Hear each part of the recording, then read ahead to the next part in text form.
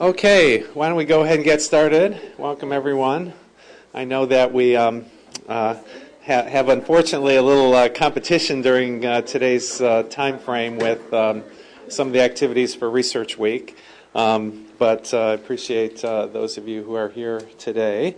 And we have a speaker from the outside invited by Joan, who actually served on his dissertation committee a number of years ago. Morgan Price is currently a family physician and clinical informatics researcher at the University of British Columbia, right? Yes. Yes, okay. And he got his MD degree from the University of Calgary and a PhD in health informatics from our friends up at the University of Victoria. And he's been involved in a number of projects since then and has some other collaborations down here as well.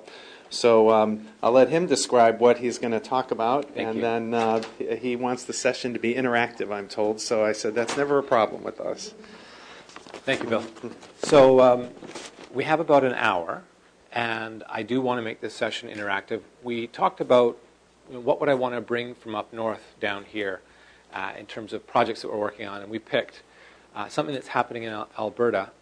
We're involved in the evaluation of a provincial level deployment of personal health record, a personal health portal, and so that's what I thought we would talk about today.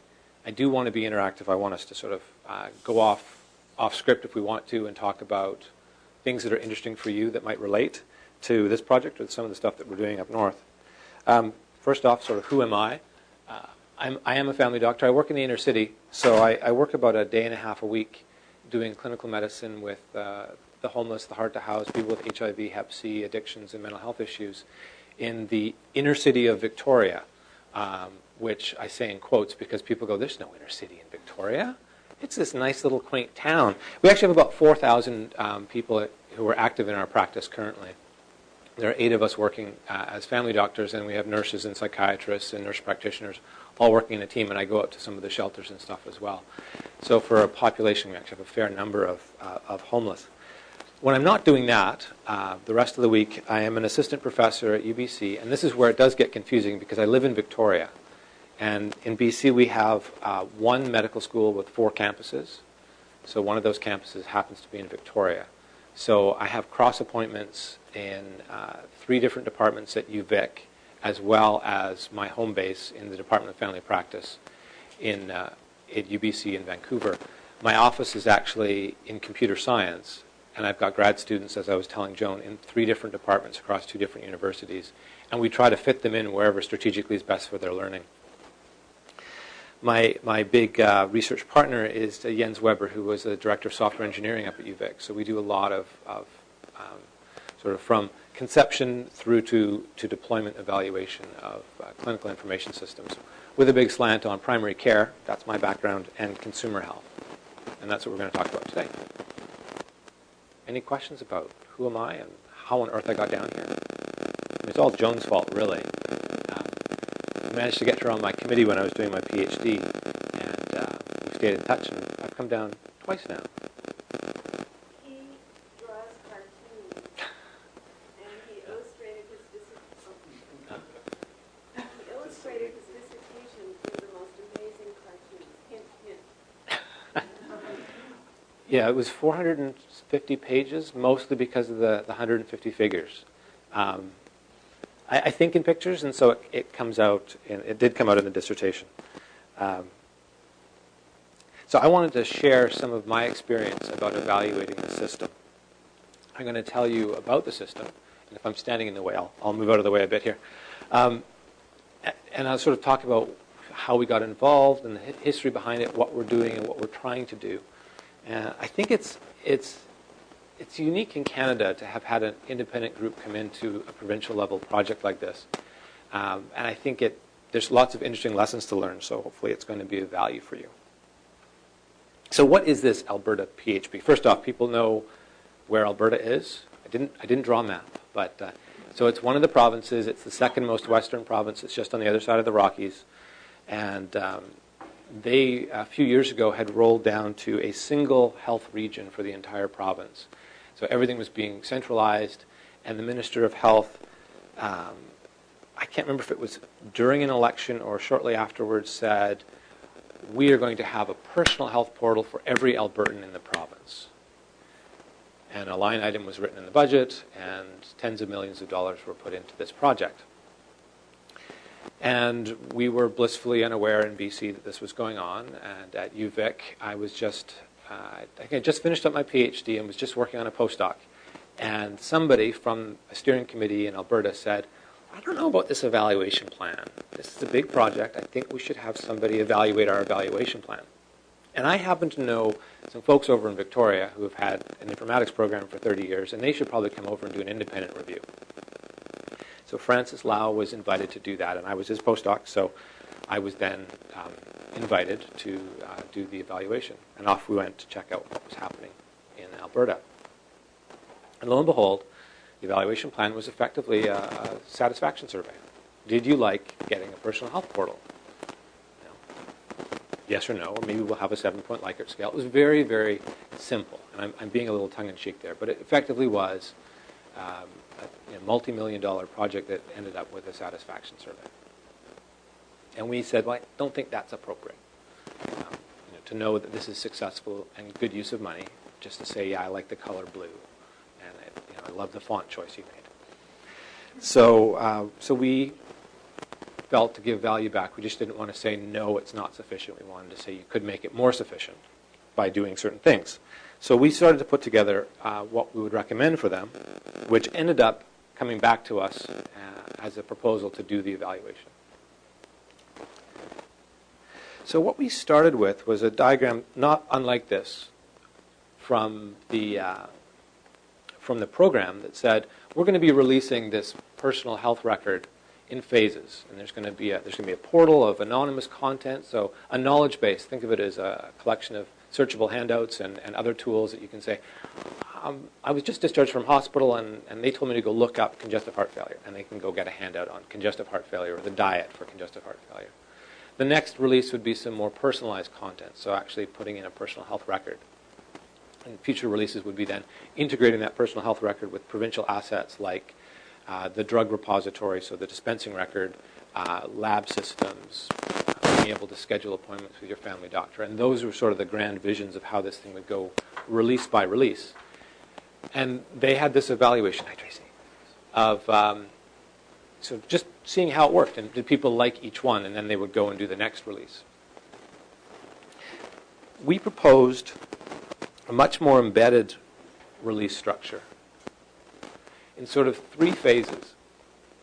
So for each of their main deployments, we would start with what I called a pre-release evaluation. So what is it that you're trying to do? Are you sure it's going to get there? What are the potential benefits? Let's talk about that. Let's not just say on a PowerPoint slide, it's going to improve care, but let's talk about who it's going to help, what do they look like, how are they going to use it? Let's get down to a vision. Yes? So one thing I'm concerned about, though, is isn't it even too late for that at that stage? Because you've already done all your requirements gathering and specification, right? What you would hope. Well, actually, no, you wouldn't hope. You would hope that they would be doing this iteratively and be reflecting on it. And so the idea was to get into that as an action research project. This project was already in flight when we came on board, remember. The money was committed. And actually, this is a good point to say, is that this was the ticket. We are going to have this for all Albertans. It will be a success. And one of the things that we came back to was, well, can evaluation help it be a success, or are we going to come back at the end of 5 years and say, well, we've been evaluating for 5 years, and now we've told you it's not a success. That we decided not to do that. We decided to roll it back and try to give feedback along the way so it was more likely to be successful. And that's kind of where this picture came up. You're right. In a sort of a waterfall approach, a lot of good requirements at the beginning leads you to the product. As they wanted to do this phased approach, ideally there were spots that we can feed into and make some adjustments.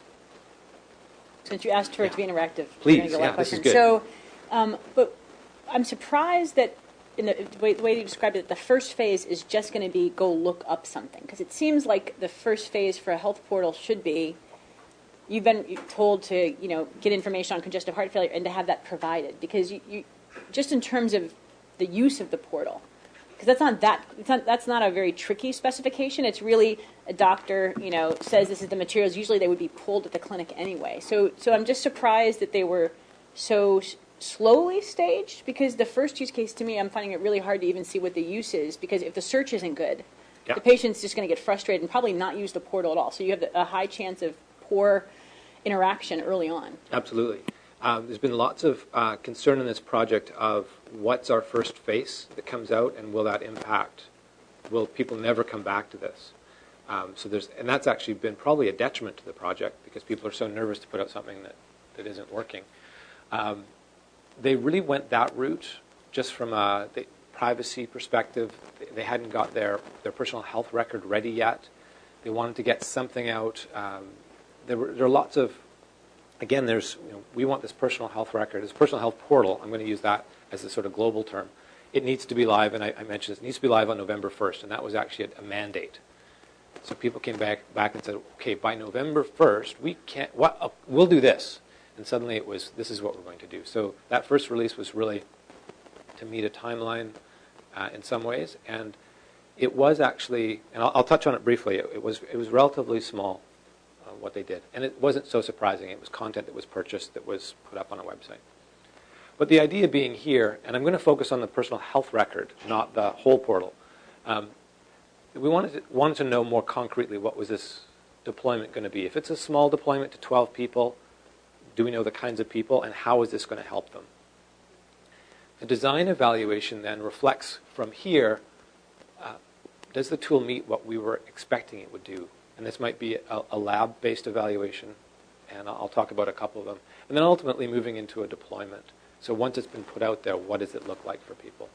Are they using it as expected? Are the expected benefits from over here actually being realized by real people? And hopefully through all this, each stage, we're feeding forward into the planning cycles. So it might be within this particular release plan, but it might also be in subsequent release plans. So that's what we recommended to them. So release 1, I'm not going to talk too much about this. This is the anonymous, the website that you didn't have to log into. We actually did a survey of Albertans, and there were several thousand phone calls made to random digit dialing to just find out, are people aware of where they can access health information? Where are they told to go from their healthcare provider? We wanted to see if that would change over time as this was deployed. We opted not to do any design evaluation because they had effectively bought a product that they were just going to put a logo on the top of and restructure it a little bit, but wasn't a lot to do there. And then we started to look at some deployment assessment. One of the assumptions in the pre-release was that people who access the phone system in Alberta, I don't know if you guys have a nurse call line kind of system down here. Yes. Right.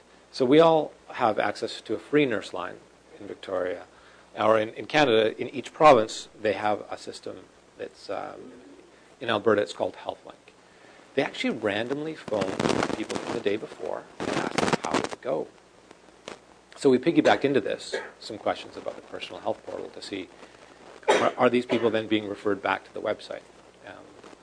And if so, what was their experience like? Because that was one of the assumptions, that one of the high users of this website would be people who were phoning anyway, and they're actively seeking health care, not from a face-to-face, but from the phone and potentially the web.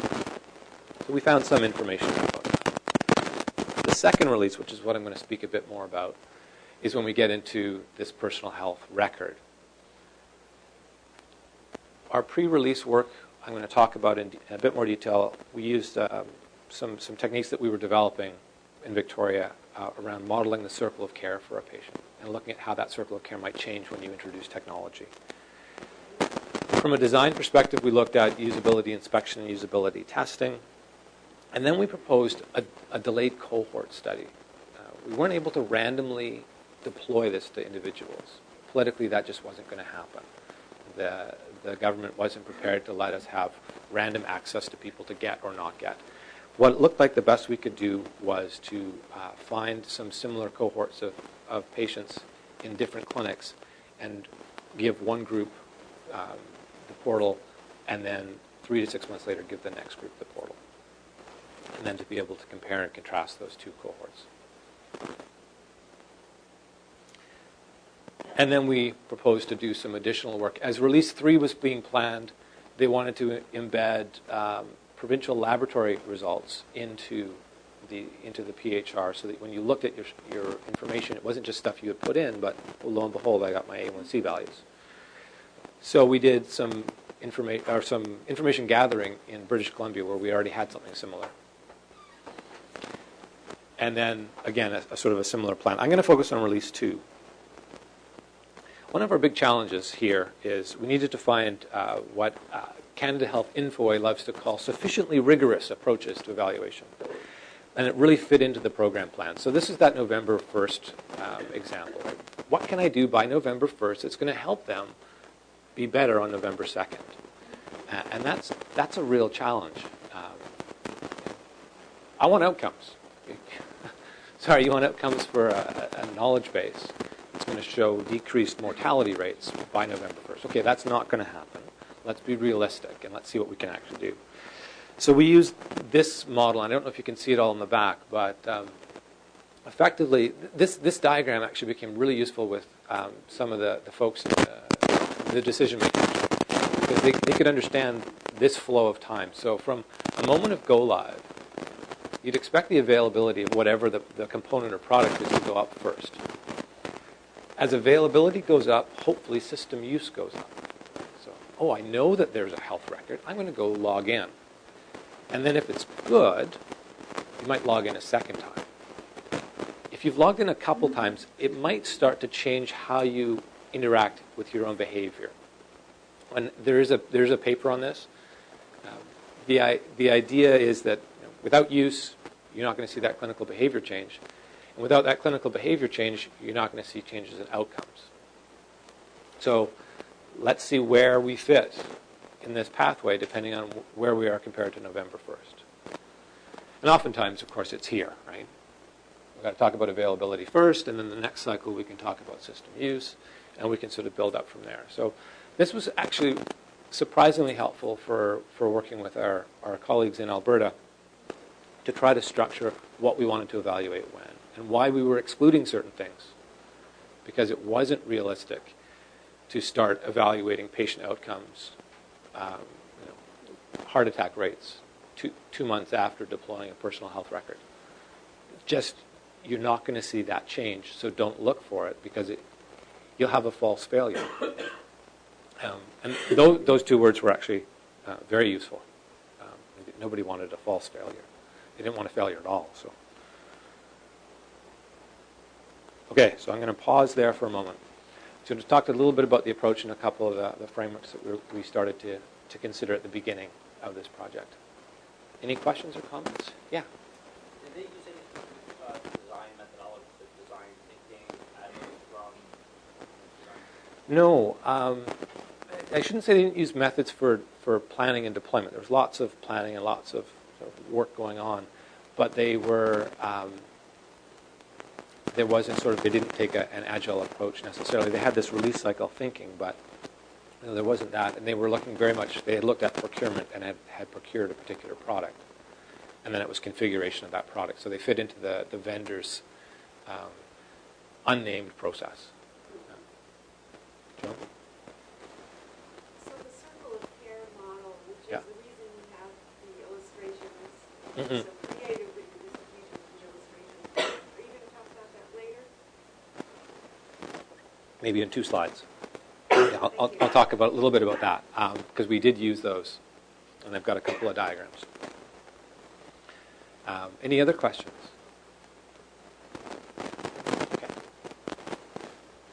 Okay, so I want to talk sort of where we are. So this was all happening.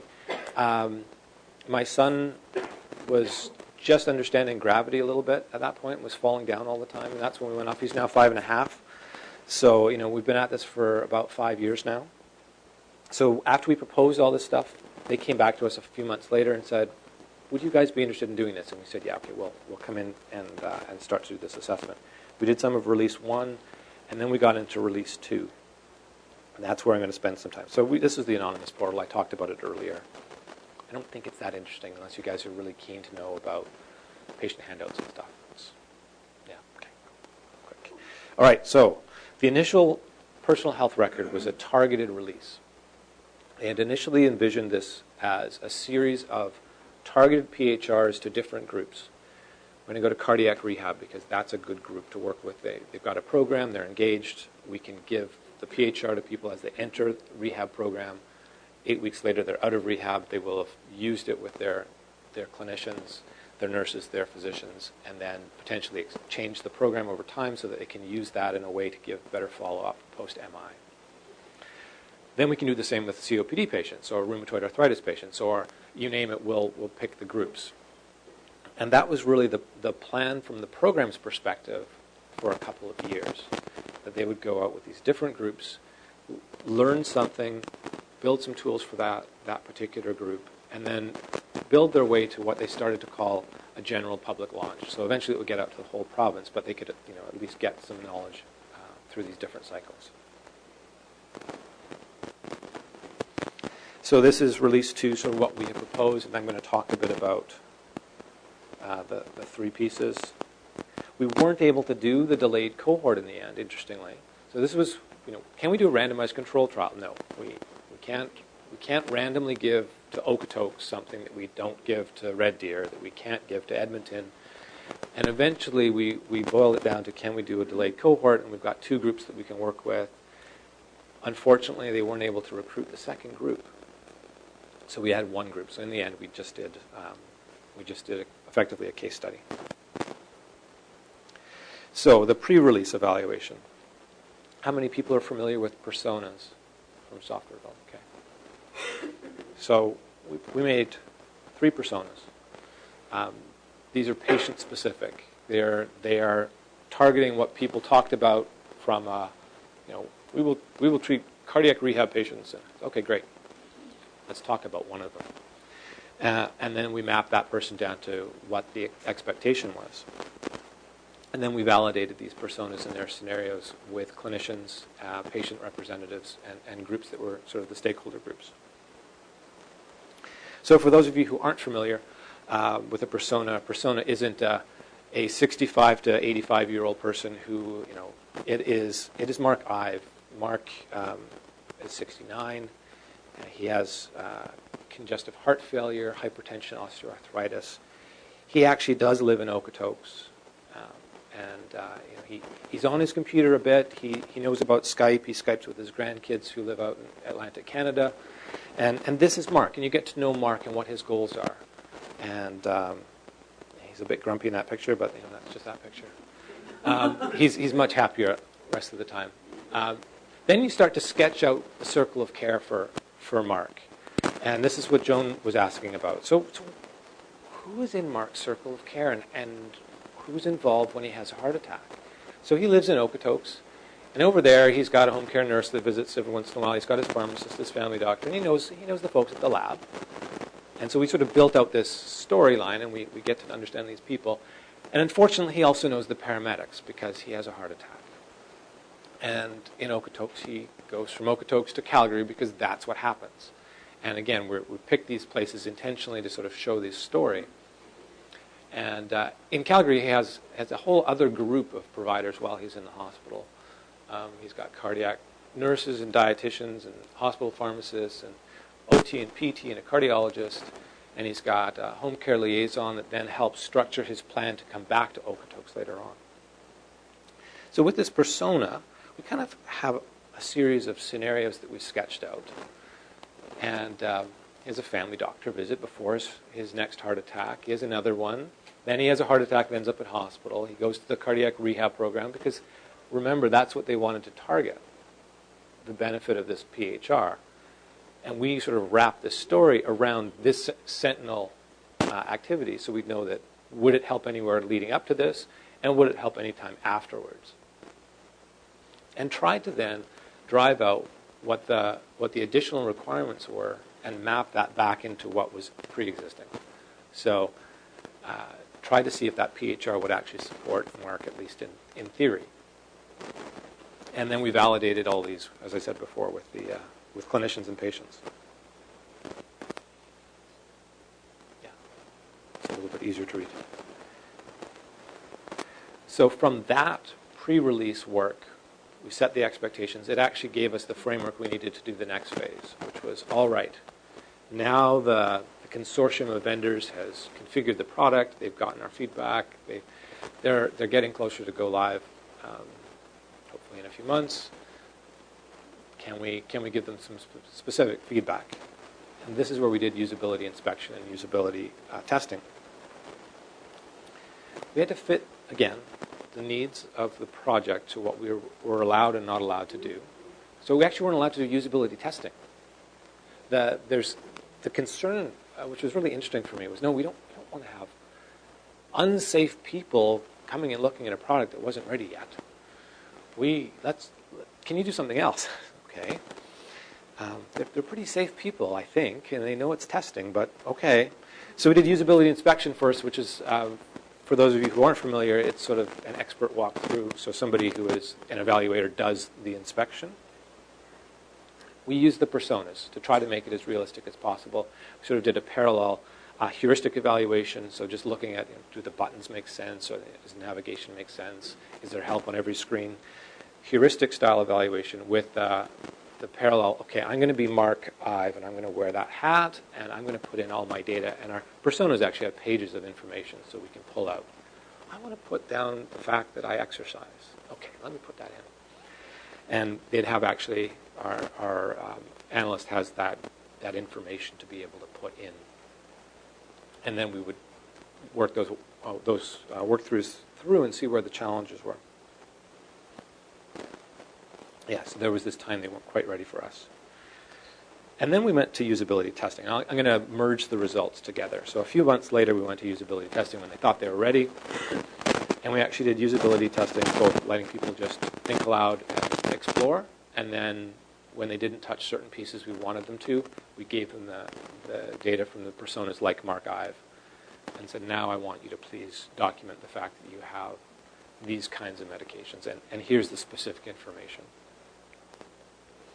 So we actually had 21 users in 2 different groups, which is a good number for a usability test. The first group were sort of picked because they knew about the project. They were involved from a perspective of stakeholders. The other group were completely naive but interested volunteers, and so we got them involved. Mm-hmm. I think it was... how did the 21... Because it's a combination of 2 numbers, and I think it was... We wanted about 10 to 12 of naive users, and then there were a bunch that had volunteered who were part of the stakeholder group, and we couldn't say no to any of those. And how did you get to the 10 to 12? Well, usability is somewhere between 6 and 12 is often the number. And then based upon the classic usability? Yeah, we just sort of picked... and sort of how much time we had. But yeah, we wanted to be a little broader, so we picked a few more people. And we watched what new stuff was coming out. And interestingly, and we'll talk about the findings, we learned some new things with the usability testing, but most of the big box stuff was pretty obvious during inspection. There were a few things that the users did that we still can't recreate today. They got under the hood at one point. One person got, we were able to trace it because we had it all recorded, but they actually got under the hood to a place that nobody knew they could get to. And completely different user interface to the product. Like it was just, I remember the student coming back to me going, I don't know where we were. We've been working on this project for a year and I've never seen that.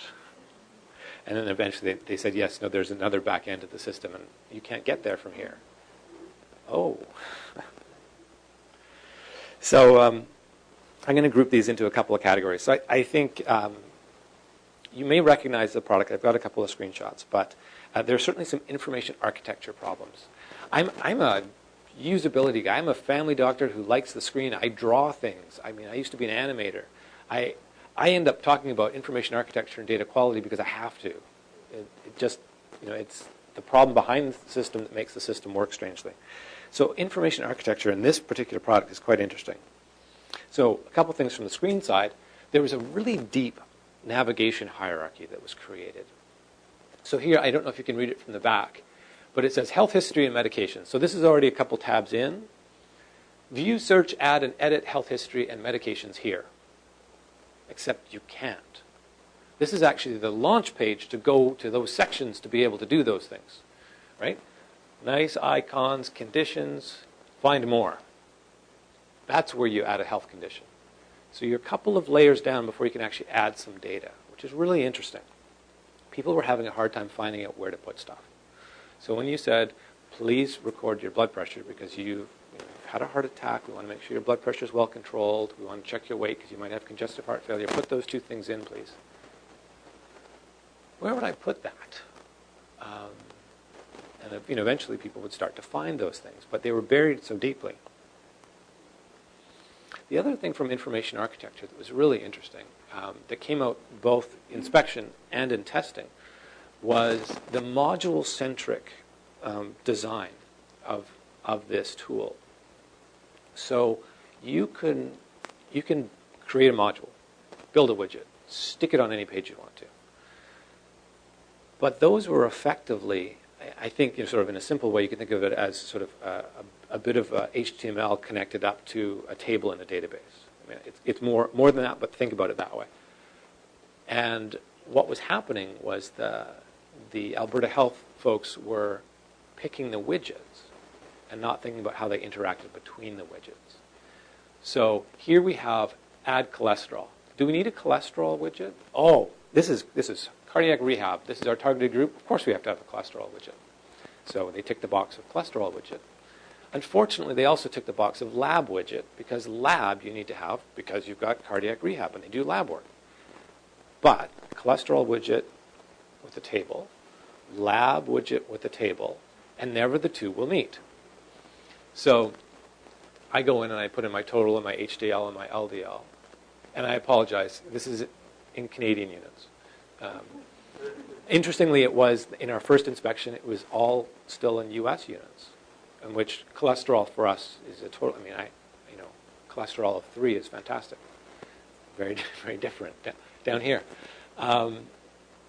So we had some other just unit issues that hadn't been thought of. But you then go to another section, and you see your labs, and you don't have any cholesterol there. And we see the same thing with diabetes. We see insulin, and we see medications. We see an asthma tracker, and we see Ventolin being recorded over here and not over here. So this module-centric issue doesn't come up until you walk through the tool. So Morgan, what you're saying,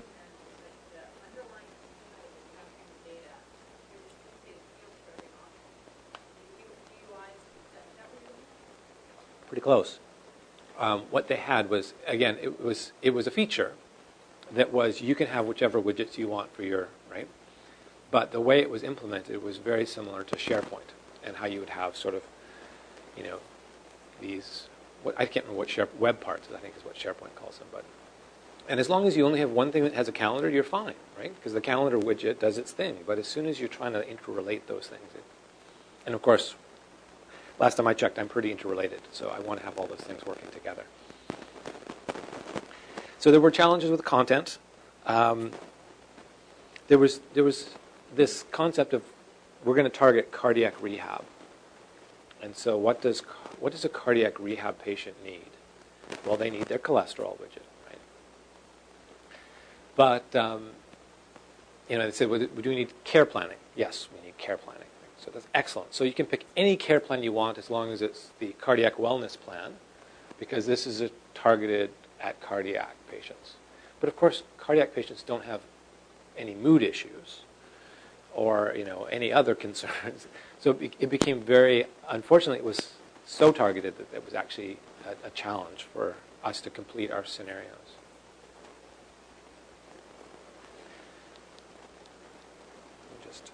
Terminologies were interesting.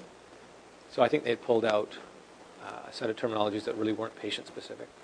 So here we have heart chamber lacerat-CL. Not quite sure. Closed, perhaps, CL? I don't even know some of them. Medications were kind of similar, too. But interestingly, heart attack was in on there. That was the... So they were basically using medical terminology. They pulled a list from somewhere. It's an ICD-9 list or an ICD-10 list that was then just cut and pasted into. And unfortunately, it was cut and pasted into the widget. Nobody looked because they looked at this list of widgets. We want this one that documents health conditions. Yes. They didn't go deeper, and then they didn't go deeper again the next round, which was, it might be a list, it might not be comprehensible, we can make it comprehensible, but now it's not coded to anything that can make it interoperable. So it semantically has no meaning, right? And that's where we kept bouncing against. There was some weird presentation stuff. I was really surprised by this, and there was an overview page. So your medical summary gives you your conditions and your medications.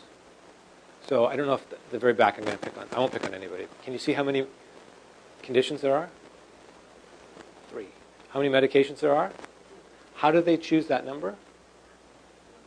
It fit on the screen. And how did they choose the order? The reverse order that it was entered. So the last medication you put on is the top one. So what did I do? I dutifully put in my important medications first. And Tylenol and ibuprofen I put on last. Right? And everything else fell off the screen. So when you printed this out to give to your provider, you're not taking anything for your heart except for aspirin. Again, not noticed until you start touching the system. Yes, they had several committees. Yeah, they had several committees involved, but there was a lot of control of those committees, and it was, which widgets do you want? And they'd say, I want the insulin one, and nobody would get down to this level until we got down to this level. I'll skip over this one just from the interest of time, but there were certainly widgets that worked differently. They were designed by different groups, and so where you put data in one was not where you put data in the other. And there certainly were some strengths. I've shown you the challenges first intentionally. Most of the users in our testing were able to get into the system pretty comfortably. Once they got a login account, that wasn't a big deal. And they were able to move around most places with really minimal training. We intentionally didn't train a lot of them, just to see. There were these health gauges, which were quite useful, quite liked. Blood pressure, your latest measurement, whether or not it's in range or out of range, and you can specify your own ranges, which was good. Unfortunately, this is where the widget issue came out, though. This LDL cholesterol would come from the cholesterol widget, not from the lab. So if you put it in the wrong place, you wouldn't get a feed. Can I ask you a quick question Absolutely. about the gauges? So we've had a lot of discussion internally about presenting risk. And so I'm just curious, because you have it basically, was it just normal and high? No, I think they have do they have a near normal? I think they have a middle, they've got an amber as well. Any evaluation of, especially when it was more intermediate, of their assessment of it? No, so how these ones work is the person with their care team is able to make the metric goal. So it's not a measurement of risk. It's a measurement of, I'd like to see my blood pressure at 130 on 80. And if it's 145 on 90, it's high. It doesn't say that you've got a 3% increased risk of stroke. Yeah. So it's not that smart. It's just kind of a cutoff. And I think they had 3 levels, so you could set those. People like the wellness plans when they were looking at the specific one that was available. All right, so that was all the usability stuff. Now we go out to deployment. This is our case study of the cardiac rehab clinic. So now we've given them feedback. We've tried to fit it in and interdigitate it in so that it gets ready for deployment. We did actually 2 rounds of usability inspection, 1 round of usability testing to try to feed stuff back. And our grant is with the ministry. So to give you context, there is then a health authority that actually administers care and then manages all the hospital information systems and ultimately manages this personal health record. And then there's the vendor consortium that's doing the configuration. So we are sort of 3 arms away. So we were told our feedback came back and most issues were closed off. So it's good news. Right? Oh, resolved. Resolved, yes. No, interestingly, resolved is resolved has a category beside it that you don't necessarily get to see. You just see that they're all resolved. And resolved can be works as designed. i.e. we didn't fix it. So we had lots of issues that were closed that were still there the next round, that were still there the next round. And there are some that can't be changed because of the procurement of the product. The product is this sort of, this design is the way it is. We did a 12-week study with 12 patients and providers. So a cohort of people who had had a heart attack recently who were then ready for cardiac rehab in this one city connected in. They got access to the personal health record, and they used it with their providers. There's actually a provider connection to this as well. It doesn't connect in with the information system that they would use clinically, but there is a window for them to come in and log in and communicate a little bit. We did interviews, repeat interviews at 0, 6, and 12 weeks. We had discussion groups where we went out there and we saw them about halfway through. We had a provider discussion group as well, just to learn about how was this group using this personal health portal. We found a lot of things. So availability. So I'm going to come back to our initial model. The availability was challenging for some of the providers just to get logins. They were actually, the reason we only had 3 of the providers is the other one said, well, I just got my login yesterday. It's been 6 weeks to get it. And, the first email that I used, I did it wrong, and I couldn't reuse that email. And I just couldn't ever get it working. In terms of it being up and live, it was up and live the whole time. That wasn't an issue. Patients in this study were amazingly dedicated to the study. I had no idea that. One of them bought a laptop. He'd given up all of his computers and went to a tablet, and that's all he was going to do. And then this study came along. So he said, well, I better get a laptop to do that study. He bought a little laptop to do this. And they were logging in regularly, trying to document stuff. And most of them at the end said, well, I don't know if I'm going to continue to do this, but I was really glad to be part of this study. The concept of a personal health record I completely support, and I just hope it gets better. Clinical integration was an interesting one. I mentioned that some providers just couldn't get logged in. Others were having a bit of trouble getting it into their workflow. They didn't know, should they log in regularly, shouldn't they? If they don't log in, are they liable? So maybe I just shouldn't do it at all. There's lots of stuff like that wasn't clear. If I see a result in the PHR, the patient says they're depressed, what do I do? I didn't mention, but we did actually have the provincial drug information system linked into the PHR at this point. So in Alberta, they have a thing called PIN, which is a dispensing record from all the community pharmacies. So we have this in BC as well, or something similar. Basically, in order to bill out any dispensing, it gets put into a repository and then can be viewed by other clinicians, say in Emerge or what have you. I use it all the time when I'm seeing patients at shelter. They put a widget in for this. And it's fascinating to see how that interaction between what I think I'm taking in and what's been dispensed to me, it was a challenge that came up. The patients had a difficult time understanding what the dispensing record was. And did it mean that I'm still taking the medication because I got 5 of them and it's the 3rd medication on my list because the other 2 I got 90 of? So it was really, really interesting to see and they couldn't do anything with that data. It was just a view. Before I go further, we kind of wrapped up with that group of 12. They finished off their study. That clinic stopped using it for the time being. They wanted to get the next version before they were going to engage their next cohort.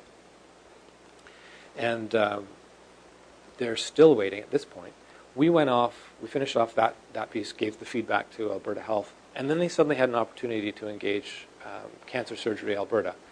And there were several hundred patients that were being recruited for a study using quality of life tools. And so we did a sort of a parallel evaluation of that with the expectation we would use the personal health record and this quality of life tool in parallel. That the training was such that the owners of the quality of life tool didn't want to promote the PHR, and so the PHR wasn't used. So we have this great evaluation for a quality of life tool of 200 Cancer Surgery Alberta patients who underwent ongoing follow-up, but it didn't involve the PHR because turf wars and such. They literally used the login and that was it. going to pause there and see if there's questions about the first two targeted deployments. Yeah. So do you really think it's, I'm going to the last thing that you said, do you really think it's a turf war, or do you think that they didn't trust the PHR? PHR, correct me if I'm wrong, is largely self-reported. Turf war is the wrong word. But there was certainly an ownership of patients is what it was. So I don't want to distract my patients who are going through cancer care to do this other personal health record that I don't know much about. But that was such a missed opportunity for survivorship. I think it was a missed opportunity for a whole bunch of reasons. But what we ended up doing in our first round of evaluation was educating people about the PHR, and then some of them went off and used it. So we did get something out of it. But it was a huge missed opportunity. And there's a couple in this project, as you're getting the sense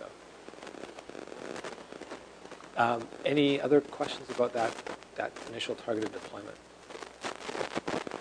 So that wrapped up in 2013, I think it was. And we did the 2013 to 14, we did the cancer surgery. And now we're moving into the next PHR release.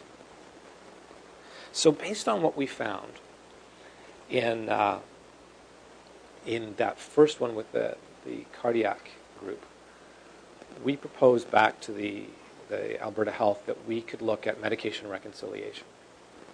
We had this big gap, right? They were touting the fact that there's this dispensing record, and yet the patients didn't know how to make sense of it. And I think this was another missed opportunity. So adherence to medications, medication reconciliation, two very important things that a PHR can help with in my mind if we're talking medications. And they had the provincial dispensing record already connecting in to a certain degree. But they didn't think about how to really interface those two. So we did this small study using a method that we're adapting called the lead user method, where we look for experts and we ask them how would they design a system to do something like medication reconciliation. So we recruited patients who had multiple medications, who had some experience with clinical information systems, people who had built personal health records, pharmacists, and a physician, and asked them, tell me what's your ideal system and why. Tell me how it should work. And then we would visualize it and show it back to them. So we actually gave them their idealized system as a mock-up, HTML, or I think this time we used a product called OmniGraffle just to sketch out wireframes. But they could click on them and sort of move through it. And we had multiple versions of their individually idealized MedRec process. And then we synthesized those down into some recommendations and a design for the PHR. That is how we started to modify our approach to changing evaluation, as opposed to just talking about what we think you should evaluate and what the potential value is. Now we're actually trying to feed in design ideas and requirements into the process based on our evaluation. They were expecting that report. They weren't expecting the report, if that makes sense. They didn't know how to respond to a new set of requirements that came out of this pre-release evaluation.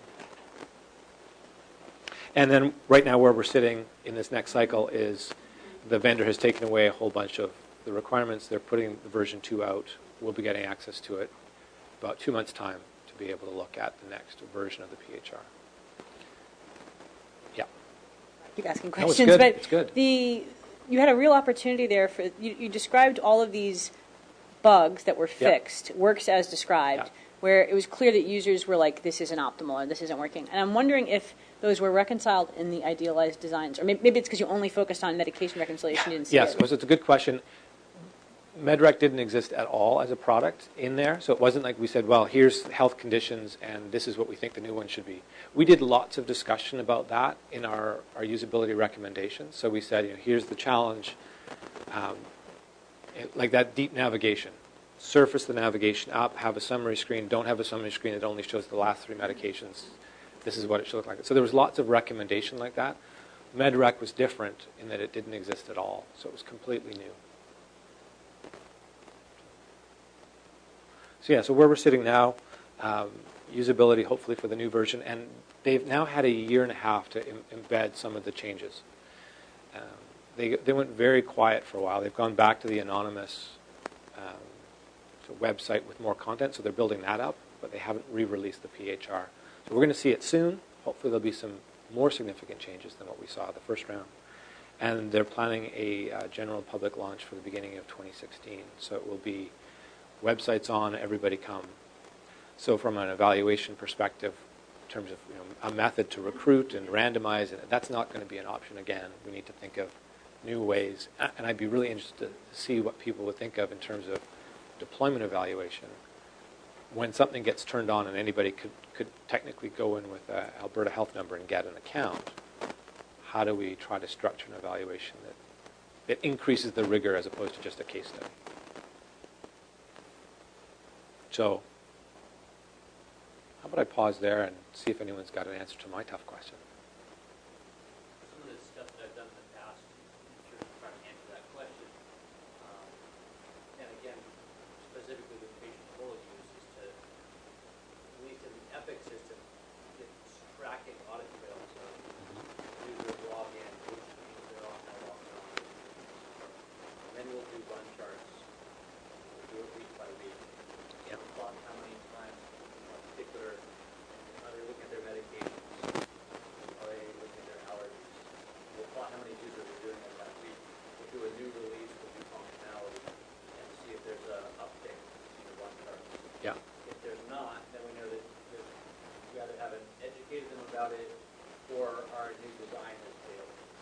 And then you can actually do control charts in that, looking at upper and lower control limits to see whether you're statistically, whether there's random variation, whether there's special cause variation. Yep. See whether that's continuing or not. So that allows you to do it as a quality improvement without randomization. Yep. And still get it some bigger rigor. One of the things that we thought about was A/B testing. So embedding two versions of the same widget and 10% people get one. And that's fallen on, well, there's a couple of challenges that the leadership have with trying to embed stuff like that, experimental things into a real system, which of course boggles me, but because it's all experimental. Yeah, I think the Audit Trails is one place to go for sure. Is it called HealthLink? Yes. So it sounds, if you can call them back, that means you're tracking them. So they must tell you who they are and give you their health ID. In or something. HealthLink, yes. Right. So I'm just curious because one thing that I think of, which is a slightly different question than you're interested in, but is kind of what the pattern is if there's a drop-off, or if you have certain, because you have the ability to ask with HealthLink if they've been using the portal or not, and to start to see if you see patterns, especially depending on the type of call. And I have no idea how structured that data is. It's actually fairly, Because it seems like that would be an amazing opportunity to really look at patterns. Are there certain calls that are now getting diverted to the portal? Because you would know that the user's using the portal versus using HealthLink, or are you seeing a pattern where they use the portal, leave, and now are back to using HealthLink? And those trends can tell you a lot in terms of behavior. And what we saw is an increase in referrals back to the portal versus eMERGE, because sort of the ongoing joke is that the nurse lines always just send you to eMERGE. No matter what protocol you start with, you end up go to eMERGE. And that's not the case, obviously, but there was a lot more heading back to the portal, which was interesting. And the patients would acknowledge that that's what they then did. You could actually check that, right? Because you know that they log on. You know who. Yes. I guess that's what I'm getting at. You know who they are on the So call. in that study, we knew who they were on the call, but we couldn't track who they were logging or going to the website because it wasn't a login. It was just an anonymous. Now, once we have the portal, or when we do have the portal, we would potentially be able to link those two. And I think that's actually a very good. How do we structure it to link those two? The other thought besides the AB would be to do kind of the classic new, where the user has the ability to change the interface, and you can track that, so that you can start to see, especially, and this is commonly done in rollouts, right? So before you roll out, you actually offer the new view, and then they can go back to the old, and you can monitor kind of adoption. But it seems like there's a place for this here, especially when you're thinking about novel ways to visualize or present data back to them. Absolutely. Yeah, I think I'm going to take that one away to see if the team over there will be able to or be willing to do. But that's a good one, too. Well, you can customize what issues are with the expression. Choose what, personal goals or interests.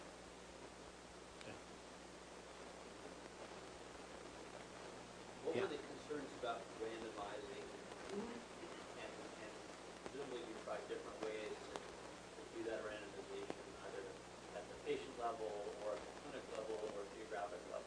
Yeah, so we looked at it from most of it's political. So if we say, well, let's randomize 2 cities, they go, well, we can't make Edmonton mad because if Edmonton's mad, because there's 2 big cities, right? So there's Edmonton and Calgary. You say, well, okay, let's give it to Edmonton. Oh, we can't make Calgary mad because So then we say, well, let's give it to the cardiologist in Calgary and the respirologist in Edmonton, and then we'll reverse them the next time. And that was as close as we got, and that's where the delayed cohort idea came from. So we could effectively take 2 cohorts in each city, each group gets it, and then each group gets it 3 to 6 months later. They weren't too happy with the idea that we would randomize and nobody would get it, but effectively, you could sort of, you could do a stepped wedge kind of design. Now they're moving to this. That was the targeted rollouts where they were trying to link it into a clinic and a program. Now they're moving to this general public launch because they kind of want it out the door, and I think it's going to be very hard if they do a large, advertisement for it that you can then say, only people who log in on X number of minutes get access to it. I don't think they'd be open to that. And you talked about the idea of doing that delayed or step wedge, but instead of randomizing it, making it voluntary, which introduces bias into it, but at least it gets you.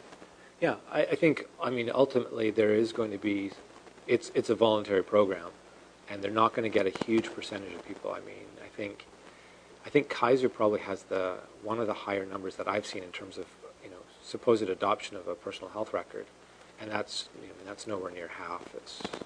I think I've seen numbers close to a quarter, but I suspect these folks will be less than 10%. Probably significantly less until they get links into, can I ask for a refill? Can I book an appointment? Once you have those, then there's a reason for me to log in. That would be at the patient level, right? Yeah. So what if you gave either different clinics or different specialties the voluntary option of saying, do you want to be a delayed implementation? So that some other place has to deal with the beta issues. Yeah. You guys can wait and get the better version. And so you're still doing 2 large groups, comparing those 2 groups, and presumably if you're big enough, then those cohorts are similar enough to you. Yeah. Yeah, I think that might be possible.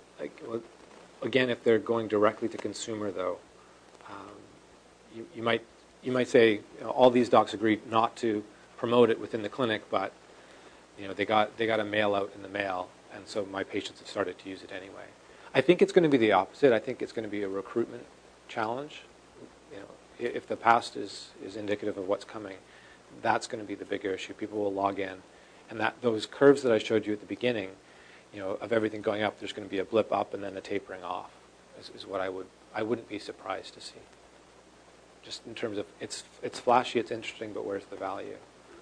But I think when you have only a couple of modules in there, the value that it adds to a patient is decreased.